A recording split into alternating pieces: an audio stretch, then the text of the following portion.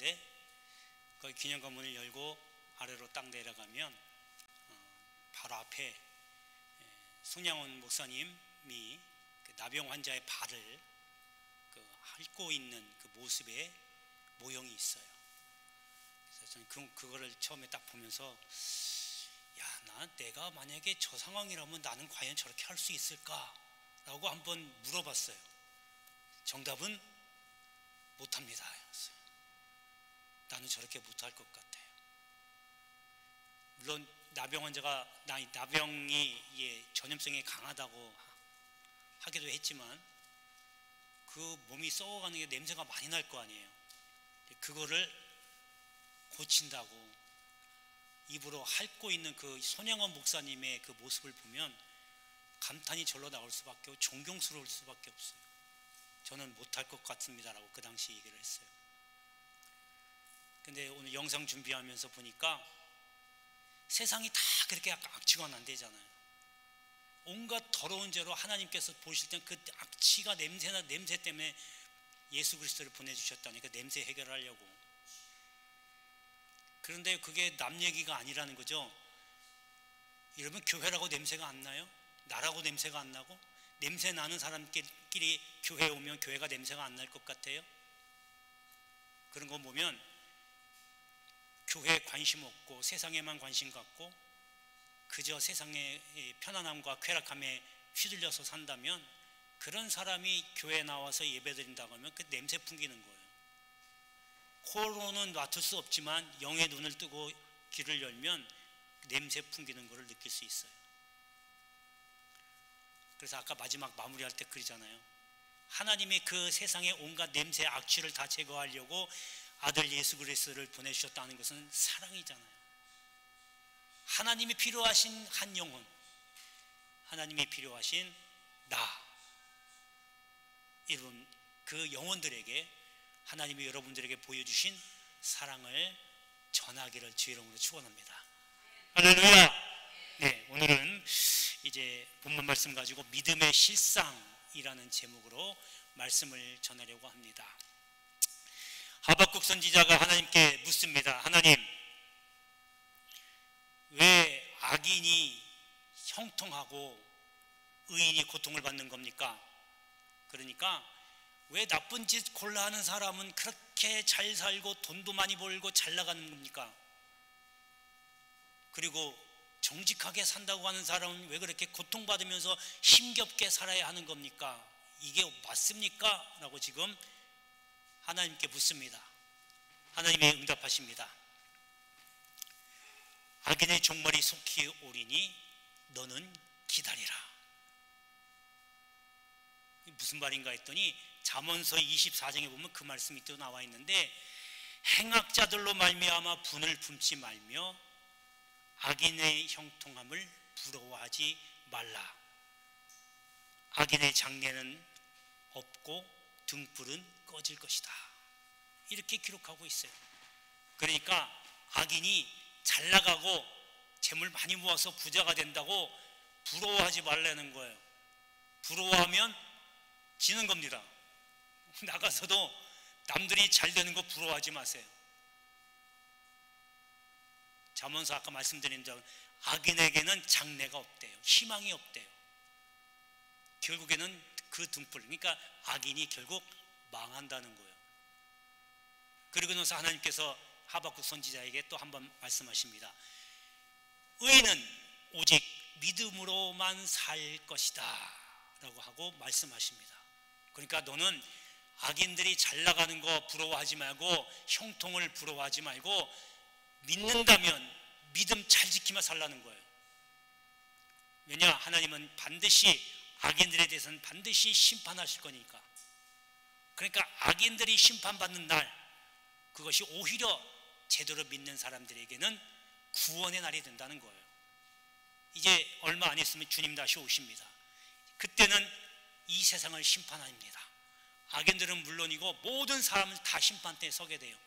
진짜 제대로 믿고 정직하게 살았다고 자부하시는 분이라면 이제 그날이 오히려 이제는 진정한 구원을 이루는 날이게 되는 겁니다. 내가 죄 짓고 살면서 주님 다시 오시면 안 되는데 좀 더 있어야 되는데, 그럼 뭔가 캥기는 사람은 이제 심판의 날이 되는 거겠죠. 여러분, 의인은 믿음으로 말미암아 살리라, 믿음 지키며 살라고 하는 그 이야기는 히브리서 11장에 여러분 잘 아시는 대로 믿음장이라고 하는 그 1절에 보면 믿음에 대해서 딱 명쾌하게 제시되어 있는데, 믿음은 바라는 것들의 실상이요 보지 못하는 것들의 증거다 그랬습니다. 그러니까 믿음은요 눈에 안 보이는 거예요. 믿음은 손에 이렇게 잡을 수 있는 게 그런 게 아니에요. 근데 그런 믿음이 실상의 반대는 허상이거든요. 그러니까 실제로 나타나 보여진다는 거예요. 뭐 하는 게? 바라는 거예요. 내가 아직 이루어지지 않았지만 이렇게 되기를 원합니다. 이렇게 이루어지기를 바랍니다. 이렇게 하기를 원합니다라고 믿음을 갖고 기다리면 그것이 하나님의 뜻에 맞는다면 눈으로 볼 수 있는 실제의 모습으로 나타난다는 거예요. 할렐루야. 여러분, 이게 믿음의 능력이에요. 앞으로 우리가 뭘 어떻게 될지 모르잖아요. 앞일을 아무도 몰라요. 그런데 여러분, 앞으로 나는 이렇게 될 겁니다라고 믿고 기도해 보세요. 해보지도 않으신 분은 한번 해보시라고요. 그러면 그것이 하나님의 뜻이 맞다라고 하면 반드시 제가 확인하고 확실히 말씀드리건데 100% 이루어집니다. 때가 문제죠. 언제 그렇게 될지는 하나님만이 아시니까 때가 문제지 반드시 됩니다. 그러니까 원하고 바라는 거 믿고 기다리세요. 그래서 실상으로 나타나는 거예요. 자, 그러면 오늘 본문 말씀에는 그런 믿음의 실상, 그렇게 그 실상들이 어떤 것으로 나타나는지 한번 살펴보고 은혜를 함께 나누겠습니다. 자, 첫 번째는 증언의 실상으로 나타나는 겁니다. 여러분, 39절에 보면 여자의 말이라고 하면서 여자가 나옵니다. 여기 등장하는 여자는 사마리아 여인입니다. 사마리아 여인은 사마리아인과 유대인이 이렇게 만나서 이룬 종족이에요. 그러니까 혼혈이라고 보면 돼요. 그러니까 유대인들이 제일 싫어하는 거죠. 하나님께서 이방인과 섞이지 말라고 했잖아요. 그런데 그 명령을 다 어기고 지금 혼혈족이 돼버린 거거든요. 그러니까 사마리아인을 굉장히 무시하고 경시합니다. 그러니까 사마리아인들은 유대인들의 피가 흐르지만 경멸당하고 멸시당하면서 천대받고 소외당하는 그런 사람들이었어요. 그런데 이제 예수님께서 그 사마리아 땅을 들어갑니다. 그러니까 유대인들은 사마리아인들이 너무 싫으니까 아예 근처도 안 가요. 사마리아를 가로질러서 가면 갈릴리로 금방 가거든요. 근데 뺑 돌아서 가는 거죠. 우회해서 가는 거예요. 더 힘들게. 근데 예수님이 사마리아로 가로질러서 바로 갈릴리로 가려고 합니다. 근데 가니까 이제 목이 마른 거예요. 그래서 거기에 수가성이라고 하는 성에 들어가셔서 우물가에 앉아서 이제 물을 마시려고 합니다. 그때 오늘 여기 본문에 등장한 사마리아 여인이 물길로 나옵니다. 여러분, 중동 지방은요 한낮이 엄청 덥습니다. 막 40도 이상 막 왔다 갔다 해요. 진짜 엄청나게 더워서 활동을 안 해요, 낮에는. 지금도 그렇지만. 그러니까 주로 언제 여자들이 물길로 나오냐면 시원하고 선선해질 때, 그러니까 해가 뉘역뉘역 질 때에 그때 물길로 나오는 거예요. 근데 이 사마리아 여인은요 죄가 많아요. 그러니까 남보기에 부끄러운 거예요. 그러니까 부끄러운 안 당하려면 회개하는 게 빠르겠죠. 그래 부끄러우니까 사람들 몰래 혼자 나와서 물을 길러 나온 거예요. 그때가 한낮에 가장 뜨거울 때 나온 거죠. 사람들이 없으니까. 물 길러 나왔다가 우물가에 딱 보니까 예수님이 앉아 계시거든요. 그 대화 내용이 이제 앞에는 이제 뭐 얘기가 있는데, 그 이야기 저 얘기 이런 얘기 저런 얘기 하다가 이 여인이 예수님의 말씀을 듣고 깨닫고 믿는 거예요. 뭘 깨닫냐? 하나님의 나라의 말씀을 듣고 그리고 깨달은 거예요. 그리고 이분이 진짜 메시아구나 라고 믿은 거예요. 여러분 순서를 잘 보세요. 하나님의 말씀을 듣고 깨닫고, 지금 나가는 말씀을 여러분이 앉아서 듣고 계셔요. 말씀을 깨달으시길 바랍니다. 깨달으면 그대로 이룰 줄 믿습니다 하고 믿음이 필요해요. 자, 믿었더니 그 다음에 어떤 일이 일어나냐면 이분이 메시아구나 라고 자기가 갖고 온 양동이 다 팽개치고 마을로 들어가서 내가 메시아를 봤다, 이분이 메시아다 라고 증언하는 겁니다. 여기 39절 그 다음에 보니까 그가 내게 말하였다 증언함으로 이 말씀을 그대로 사마리아인 동네에 가서 전합니다. 그러니까 그 동네 중에 많은 사마리아인이 예수를 믿었다라고 하는 거예요. 여러분 우리가 전도를 하잖아요. 예수를 전하잖아요. 그러니까 예수를 증언하는 사람들입니다. 근데 오늘 사마리아 여인처럼 그냥 막무가내로 그냥 예수 믿으세요라고 하면 이게 잘 안 되는 거죠. 내가 먼저 말씀에 듣고 깨달았고 믿음이 있어야죠. 아무런 믿음도 없이 그냥 가서 예수가 이런 분이래, 무슨 의미가 있어요? 내가 겪은 예수님은 이런 분이야, 확실해, 믿어, 가서 전해야 이게 호소력이 있는 거죠. 그래서 믿음은 반드시 증언의 실상으로 나타납니다. 여러분들이 믿는 만큼 예수를 증거하게 돼 있기 때문에 그렇습니다. 여러분 나가서 여러분이 믿는 만큼 예수를 증언하시기를 주 이름으로 축복합니다. 자, 두 번째 실상은요, 말씀의 실상으로 나타납니다. 자, 사마리아 여인이 이제 이분이 메시아야, 내가 메시아를 만났어 라고 마을 사람들에게 전합니다. 그러니까 오늘 그 다음에 성경에 뭐라 그러니까 사마리아인들이 예수께 왔다 그랬어요. 40절에. 그러니까 그 말을 듣고 그래 하면서 예수님이 계신 곳으로 사마리아 사람들이 다 옵니다. 와가지고 뭐라고 하냐면 자기들과 함께 유하시기를 청했다라고 합니다. 그러니까 주님 저희 동네에 오시지요, 저희 쪽으로 오시죠 라고 초청을 하는 거예요. 그러니까 예수님께서 그 마을에 들어가서 이틀을 머뭅니다. 이틀간 머물면서 하나님의 나라, 하나님의 말씀을 전합니다.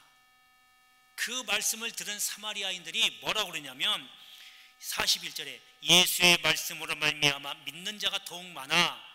그 다음에 42절에 그 여자에게 말하되 이제 우리가 믿는 것은 내 말로 인함이 아니다. 네가 예수를 만났다라고 증언한 말 때문에 우리가 은혜 받고 믿음 생긴 게 아니라 이제는 이 메시아 되시는 주님이 직접 하신 말씀을 듣고 믿음이 더 생겼고 은혜가 됐다라고 하는 거예요. 여러분 간증하는 것도 은혜가 됩니다. 여러분 그래서 나가서 간증 많이 하세요. 전도할 때 간증도 중요하고 간증도 은혜가 되지만 그것보다 더 큰 은혜는 말씀으로 은혜를 받는 거다라고 하는 거예요. 그러니까 이게 뭐냐면요, 말씀에 기초한 신앙이 시작된다는 거예요. 어설프게 그냥 뭐 내가 어림짐짓 이렇게 생각해서 믿는 거 그런 거 하지 마시고 말씀에 근거한 신앙을 가지세요. 어디 가서 뭐가 의문 난다 그러면 말씀으로 디미세요. 말씀으로 확실하게 이것이 진짜 말씀에 기초한 신앙, 반석 위에 지은 집이 되는 겁니다. 그냥 내가 생각해서 경험해서 뭐 그렇게 될 거야 이렇게 하면 모래 위에 지은 집처럼 나중에 무너져요. 말씀에 기초한 신앙. 그래서 여러분 믿음은요 말씀의 실상으로 드러나게 되는 겁니다. 내가 믿음이 있으면 말씀을 자꾸 사모하게 돼요. 믿음이 없으면 여러분 예배 들어와도 그냥 도장만 찍고 그냥 내가 없으면 또 전화 오겠지, 찾겠지, 그냥 와서 얼굴만 비추고 가지. 여러분 남 의식하면서 예배 생활하고 신앙 생활하는 거 아닙니다. 주님과의 관계를 가지면서 하는 것이 신앙 생활이지 내가 남들에게 보이려고, 남들에게 잘 보이려고 그렇게 해서 나오고 남들에게 물건 하나 더 팔려고 그 목적 갖고 오면 여러분 그건 잘못된 신앙이에요. 하나님과의 관계가 먼저가 되는 것이 진짜 신앙입니다. 이것이 말씀을 사모하게 되는 말씀의 신앙으로 자라게 되는 거예요. 여러분, 믿음은 말씀으로 드러나게 돼 있다는 것을 꼭 기억하시고, 여러분 갖고 있는 믿음 더 키워서 말씀을 계속해서 사모하게 되기를 주의 이름으로 축복합니다. 자, 마지막 세 번째는요, 높임의 실상으로 나타납니다. 자, 여기 43절에 보면 예수님께서 떠나십니다. 갈릴리로 가시며 라고 하죠. 이틀간 사마리아에서 머무시다가 이제 이틀치에 거기서 나가서 떠나십니다. 떠나시면서 44절에 말씀하시기를 선지자가 고향에서 높임을 받을 수 없다라고 말씀을 하십니다. 그런데 갈릴리 가버나움 지역이 다 예수님 고향인데, 거기가 말고 지금 여기 사마리아 바로 위쪽이 가나안이야. 가나라고 하는 땅인데, 그 가나에 딱, 갈릴리 가나에 딱 들어가니까 가나 사람들이 환영을 하면서 예수님을 높이는 거예요. 이 사람들이 왜 예수님을 이렇게까지 높일까 했더니, 예수님이 그 전에 성전에 가셔서 성전을 청결하게 다 만들어 버립니다. 거기 성전의 앞에 앉아서 장사하는 사람들, 매매하는 사람들, 그 사람들이 교회에서 장사하는 것도 문제지만 다 부조리가 있거든요. 거기 제사장들이 뒷돈 챙기려고 그 자리를 세를 준 거예요. 얼마간 줘. 그리고 너 여기 장사한 거예요? 몇 프로는 내가 가질 거야. 왜냐하면 제사장도 그렇게 해야 로마 총독에게 잘 보여서 돈을 좀 헌납해서 제사장 자리를 유지할 수 있거든요. 그러니까 완전히 썩은 거예요. 부조리가 판을 친 거예요. 근데 그 모습이 갈릴리의 가나 사람들이 다 알고 있었어요. 근데 누구 한 명이라도 가서 그러면 안 됩니다, 그렇게 하면 하나님이 원치 않습니다라고 다 척결을 해버려야 되는데 아무도 나서는 사람이 없어요. 무서우니까. 그때 예수님이 가셔서 다 상을 둘러엎으시고 사람 다 쫓아내시고, 내 집은 만면에 기도하는 집인데 너희들이 강도의 구렬로 만들었다라고 하면서 다 깨끗이 청소해버립니다. 그 모습을 가나 사람들이 본 거예요. 그러니까 이야, 아주 속이 뻥뻥 뚫리는 거예요. 속이 시원한 거죠. 자기가 해야 할 일을 대신해 줬으니까. 그러던 중에 예수님이 오시니까, 그런 분이 자기 마을에 오니까 너무 좋은 거죠. 예수님을 높인 겁니다. 이게 뭐예요? 믿음은 높이게 돼 있어요. 예수님을 높이게 돼 있어요. 여러분, 전도하는 거는요, 주님을 복음을 전하는 거잖아요. 그러니까 예수님을 자랑하는 거예요. 예수님을 자랑하는 잘 하는데요, 교회 자랑 이건 잘 못해요. 왜 그래요? 예수가 곧 교회고 교회 머리가 예수인데, 예수 자랑하는 얘기는 일반 직접적으로 잘 할 수 있지만 우리 교회는 이래서 안 되고 저래서 안 되고 그런 얘기는 절대 하지 마세요. 교회 자랑이 곧 예수 자랑이에요. 교인들은요, 여러분들을 보고 예수가 이런 분이라고 판단을 합니다. 예수에 대해서 아는 게 하나도 없어요. 그럼 그 사람이 누구를 통해서 예수를 알아야 돼요? 예수 전하는 여러분들을 통해서 예수를 듣고 아는 거예요. 그런데 여러분들이 다니는 교회가 이래서 안 되고 저래서 안 되고 뭐 누구나 안 되고 이러고 얘기하면 그거 듣는 불신자들이 무슨 생각을 하겠어요? 예수는 좋은 사람이 아니네? 저 사람이 예수 믿으면 저렇게 되나 보네? 그럼 난 교회 나가면 안 되겠네? 이렇게 해버리는 거예요. 그러니까 교회 자랑을 하려면 예수 자랑하시고, 우리 교회는 너무너무 좋습니다. 그 얘기는 예수가 너무, 예수 한번 믿어보세요. 너무 좋습니다. 지금 제가 갑자기 생각이 안 나네. 그 전도하신 분 전국 다니면서 간증하고 다니셨는데, 그분이 항상 간증할 때 하는 멘트가 그거예요. 그냥 가다가 지나간 사람 붙잡아 놓고 예수 믿으세요? 물어본대요. 그럼 위아래 쳐다보고 안 믿어. 그러면 한번 믿어보세요. 턱 손가락도 이러면서 너무 좋습니다 이런데요. 그러면 그 다음에 또 만나잖아요. 또 물어보면 돼요. 예수 믿으세요? 지난번에 안 믿는다고 했잖아. 그러면 한번 믿어보세요. 턱 믿어. 만날 때마다 그런데요. 다른 얘기 안 한대요. 예수 믿으면 너무 좋다는 얘기인데 하도 들어가지고 궁금증이 생겼대요. 그래서 교회 나온 사람이 있어요. 그렇게 전도를 하더라고요. 그 사람은. 여러분 예수 자랑하시고 믿음 키우세요. 여러분 믿음은 예수를 높이는 것으로 나타나게 됩니다. 할렐루야. 기도합니다.